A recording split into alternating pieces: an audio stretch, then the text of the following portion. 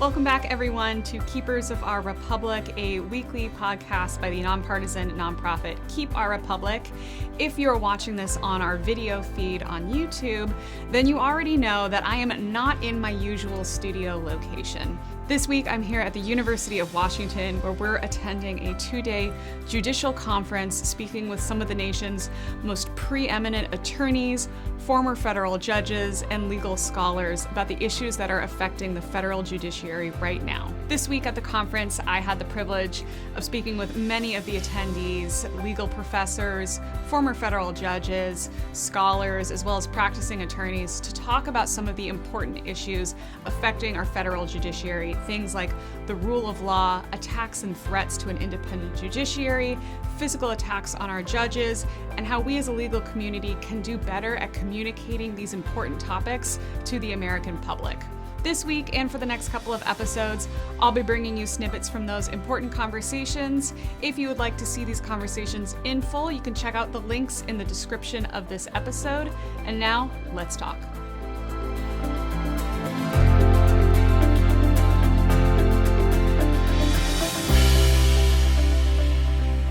I'm Judge Thomas B. Griffith, retired United States Circuit Court Judge for the U.S. Court of Appeals for the D.C. Circuit from 2005 to 2020.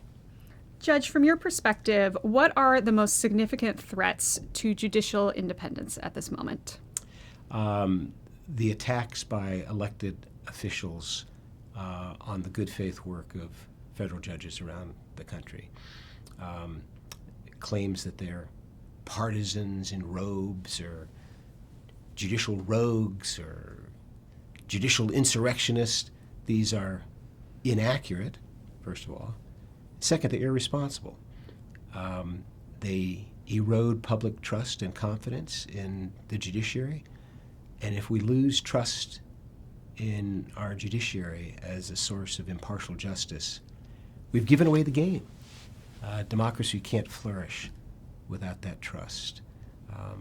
Jonathan Haidt, the social psychologist at NYU, who's done so much important work about teaching us how the brain works and how we form opinions and attachments, said a couple years ago, he predicted a catastrophic failure of American democracy because, he said, we just don't know what happens to a democracy when you drain all trust from the system.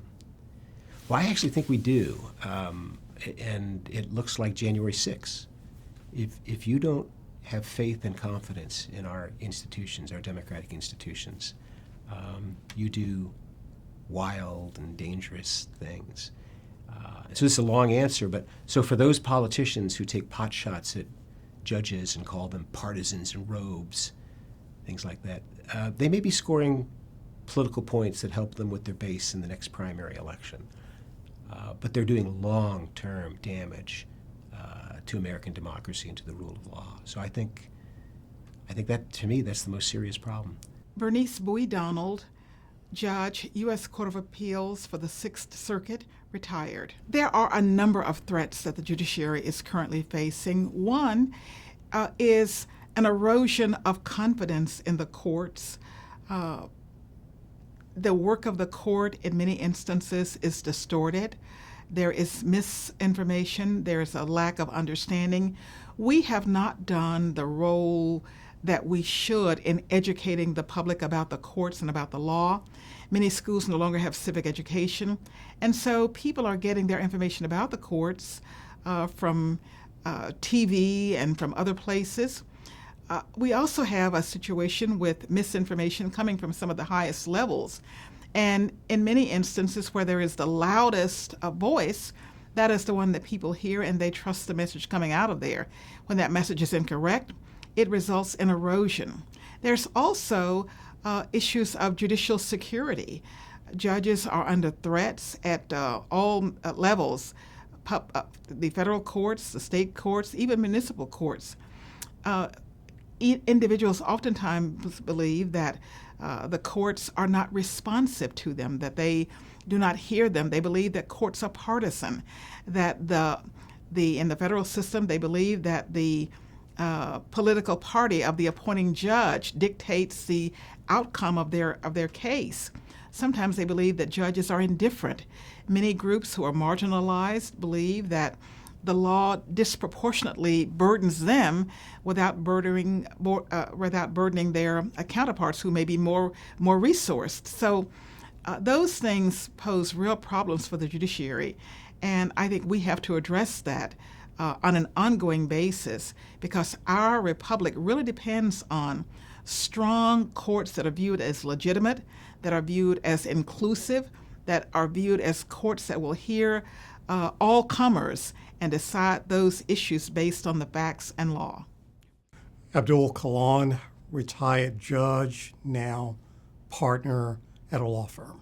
We're seeing a real erosion in public trust in the judiciary, in all of our branches of government, particularly the third branch, as well as kind of the legal profession as a whole. Mm-hmm. What is the long-term consequence of that if we can't reverse course on that? There's going to be a retention issue, and what I mean by, well, I guess is also a recruiting issue. First, I genuinely believe, that we're going to have a hard time attracting the best and the brightest to the bench. I think what people sometimes overlook is that the judiciary is composed of people who are at the highest level of their profession. And these are people who are extremely successful, who are making far more in the private sector than they will as a judge. But they've decided to become a judge, to pursue that path because of a desire to be in public service. If we continue down this path and we don't find a way to reverse it, what I'm worried about is we're going to have a hard time making these positions attractive to the best and the brightest. Or alternatively, we may also see people who are on the bench who look at the landscape and just say, this is not worth it. There were several reasons why I left the bench, but obviously one of them that factored in my decision. I was a single man when I went on the bench, started receiving some threats, but got married, had kids, and started looking far down the road. There was a financial component, but it was also that component about, do I really want to subject my family to this vitriol that I'm dealing with? Ultimately, again, for multiple reasons, but including that concern about safety, led me to walk away from the bench. And I know that a lot of people who are having those debates as well, is this worth it? Do I really need to continue to do this, given all of this venom that judges are facing? When we talk about that loss in public trust, what do you think are things that the legal profession, I'm thinking those on and off the bench, for example, could be doing to try to claw back some of that public trust? Sure. Well, the first thing is they need to educate themselves about how the courts really work. And I think if people know how the courts really work, they're not perfect. The judges are not perfect. They make mistakes. They're not perfect. But if you see how the system really works, you're impressed. I was on the D.C. Circuit for 15 years, and only once in those 15 years did I see a decision that any of my colleagues made that I thought was in some way tainted by their partisan priors. Only once in 15 years, and I was looking for it. I was expecting it to be different, but it wasn't. It was a group of judges appointed by every president from Carter to Trump, each of whom had their own political views, but for the one occasion, none of them acted on those political views to determine the outcome of the case. It was amazing. It was to be in the, I was in the room where it happened, right? And I'm sitting there, and I'm hearing people with different political views laying those to one side to try and determine the outcome of a case based on the facts, based on the law, regardless of whether the consequences were going to help or hurt their own personal partisan views. That's inspiring. It was the single greatest and most pleasant surprise I found. And so I wish the American people could have the experience that I had. I wish that I could bring them into the room and see, this is what's really going on now. Judge X is not trying to help Donald Trump. Judge Y is not trying to hurt Donald Trump. They're trying to get the law right. I found that incredibly inspiring, and I wish the American people would know more about it. So therefore, it's important for people in the legal profession, it's important for judges to go out there and explain this. Traditionally, judges have laid back, let their opinions do their work for them, and I understand that. You got to be cautious about judges getting too involved in public life. But I don't know. The house is on fire right now. This is an unusual time.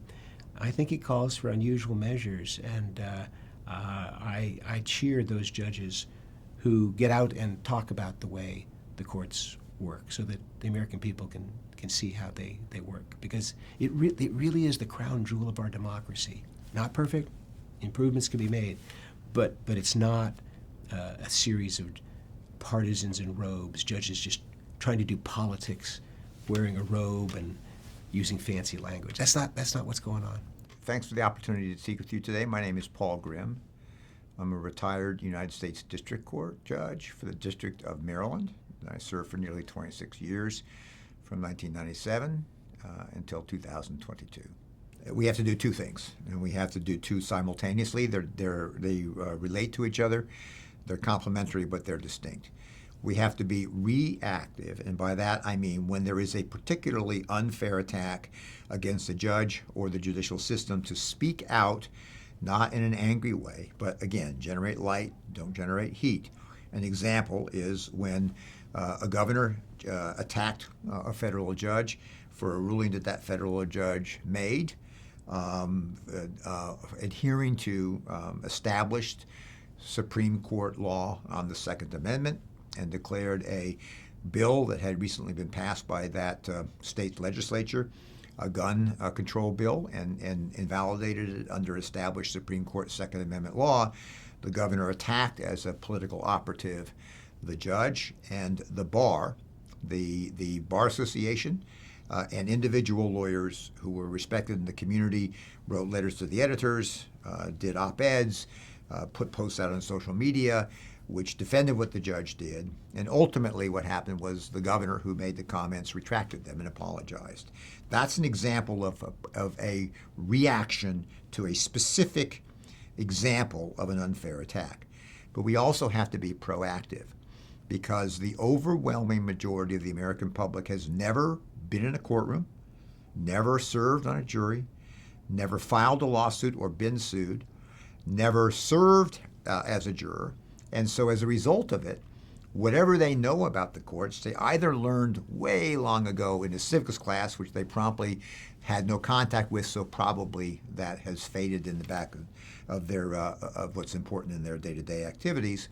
And so as a result of it, lawyers can be able to help explain this system that we have, why it was so essential to the preservation of our founding principles of equal justice under the law, of every organization and person being subject to compliance with the law, no matter how powerful or rich and wealthy they were, and the proactive engagement with the public, going to the public where they get their information, which increasingly means social media, going out and talking to organizations, talking to schools, talking to people at the places of work, talking to people at the places where they worship, where they meet, where they are hungry to understand these concepts. And I think that while you always have a camp that has made up their mind on one side of the political spectrum and a camp that has made up their mind on the other side of the political spectrum, there is a vast majority of people in the middle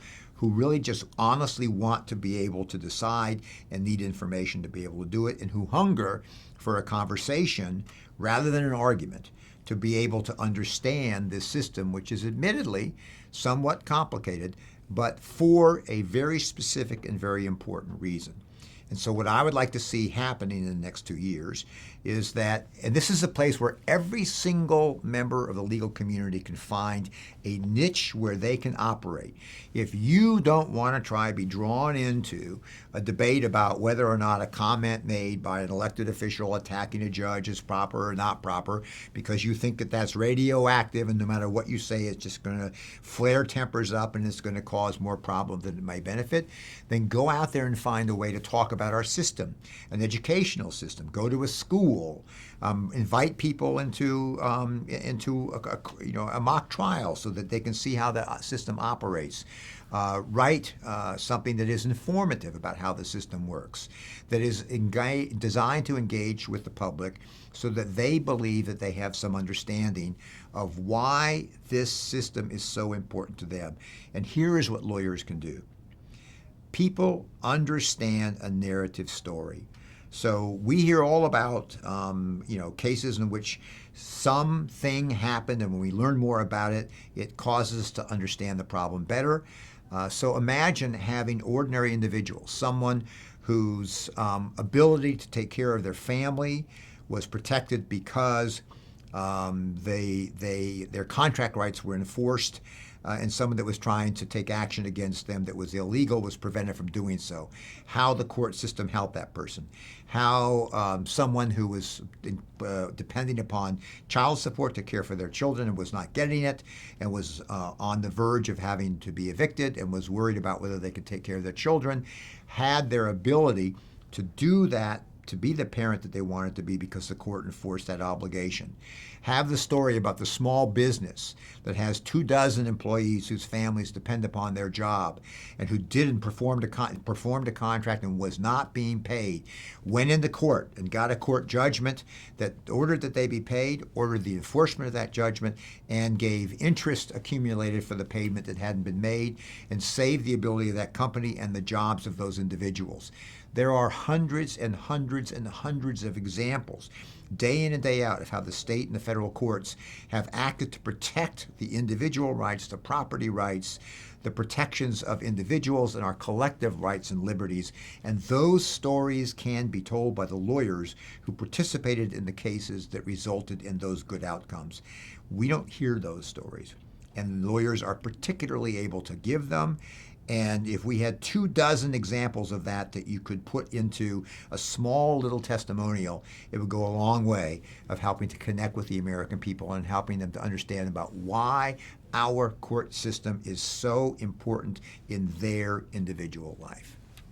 Let's switch over real briefly before the end here to questions that are aimed for a more general audience, looking for 60 seconds or less. I know that's an impossible ask, but we'll do our best.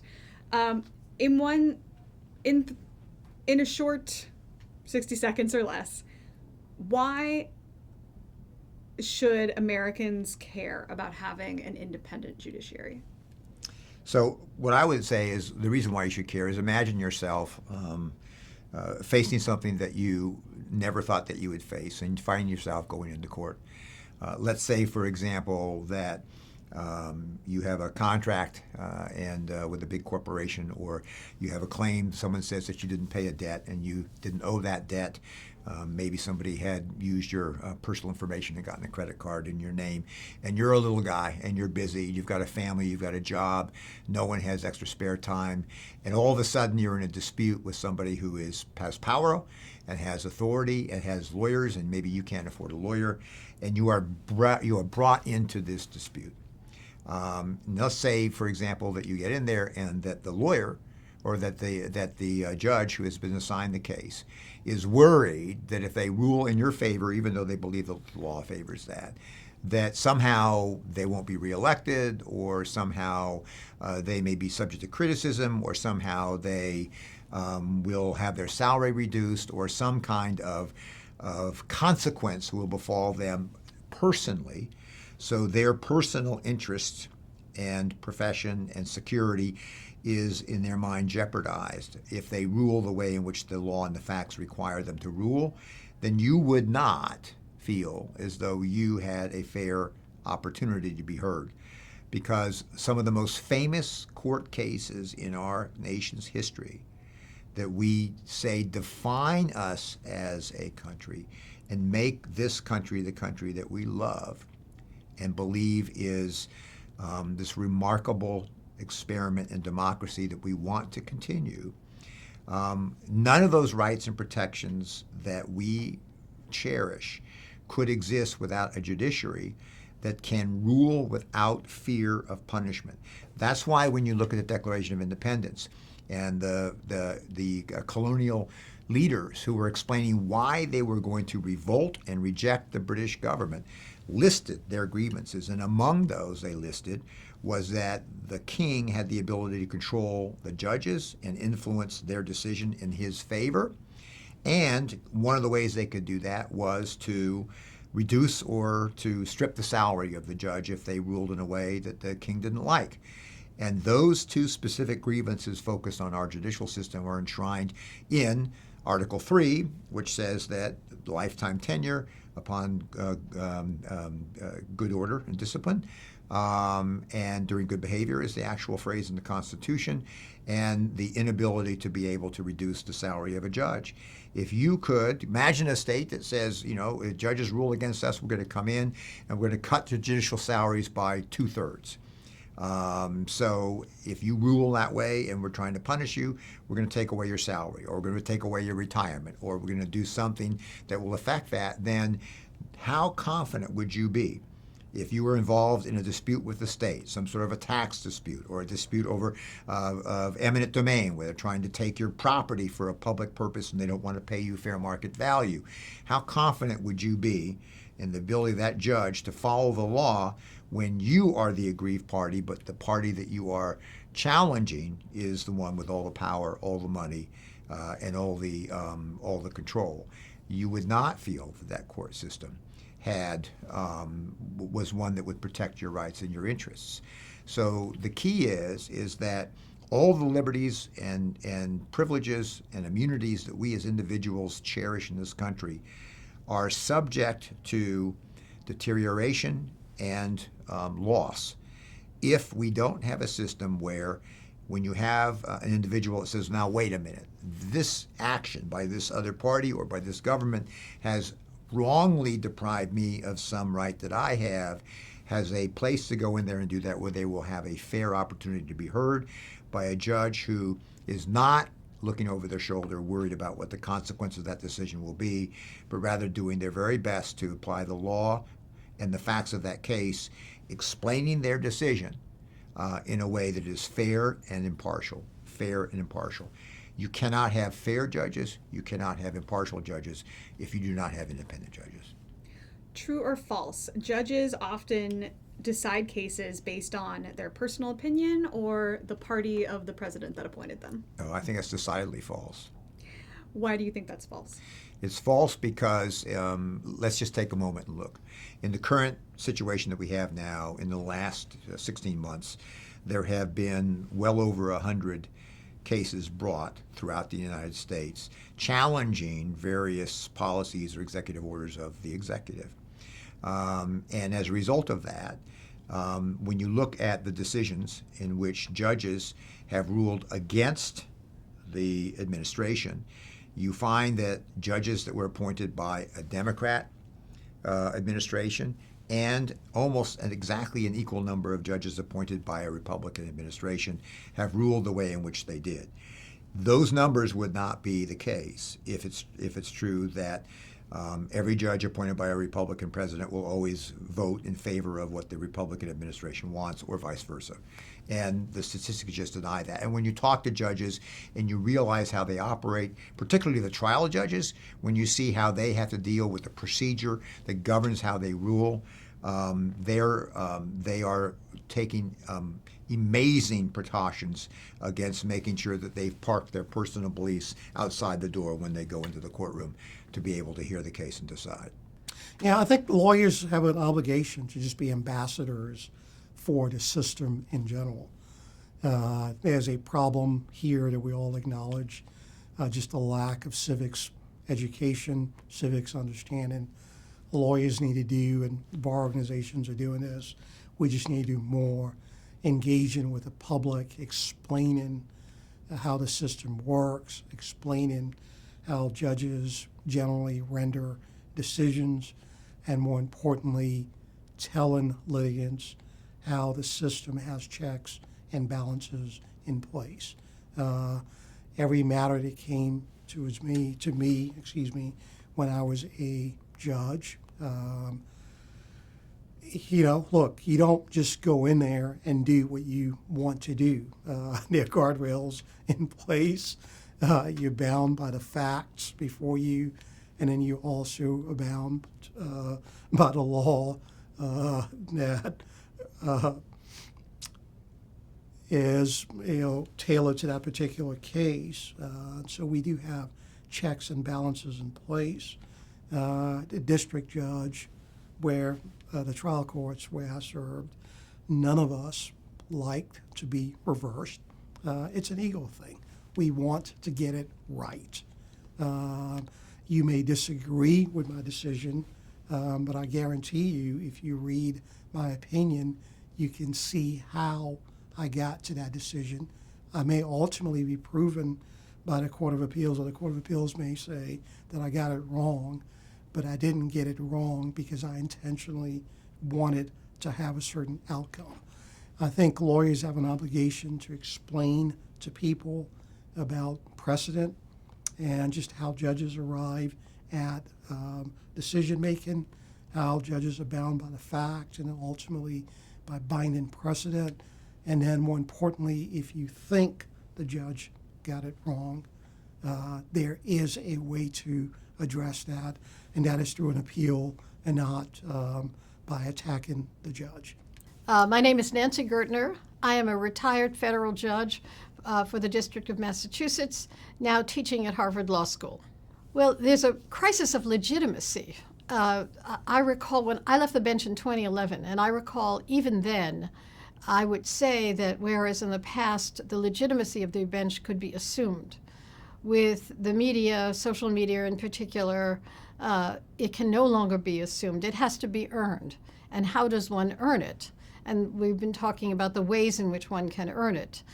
My opening paragraph, and sometimes 2 or 3 pages of an opinion, was a press release. Here's what I did and why, written in English as opposed to legalese.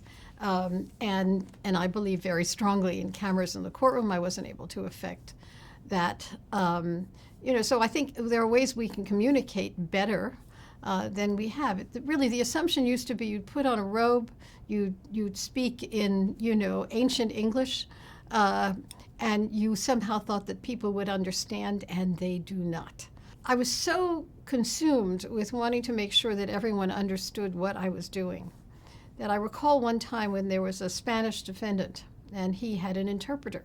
And the interpreter used a wireless system, which was connecting headphones to him and headphones to me. His family was in the back, and they looked bewildered. He had extra headphones. I asked him to distribute the headphones to the people in the back row. And though the outcome of the hearing was not favorable to him, their faces reflected that they at least understood what was going on, and that was very, very important to me. What's interesting is that during the pandemic, the capacity to have streaming video increased exponentially. It is not hard to stream video of a hearing. We actually do it now all the time for the parties. We should do it for everyone. Why do you think there is value for the general public in seeing these hearings streamed or video? It is harder to caricature that which you have seen.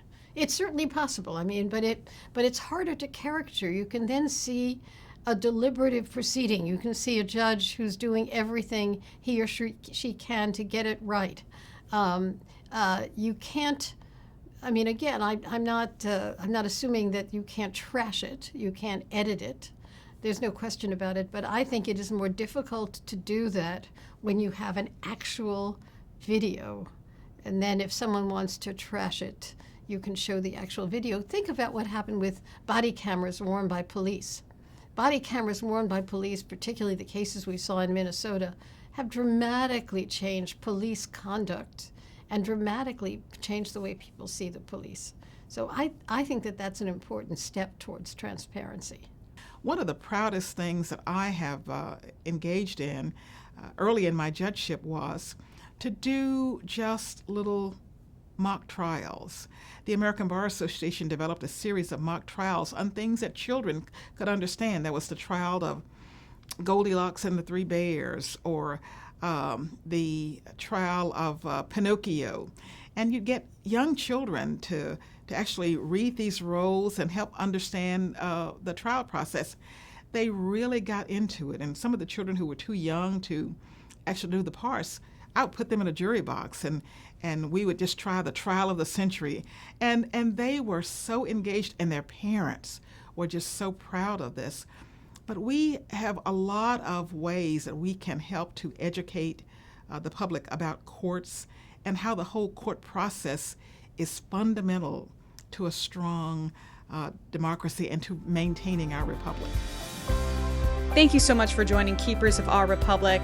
If you don't already, make sure to like and follow us on YouTube, Spotify, Apple, or wherever you get your favorite podcasts. Tune in next week and every week for more conversations with former federal judges, election officials, and those working behind the scenes to make sure we keep our republic.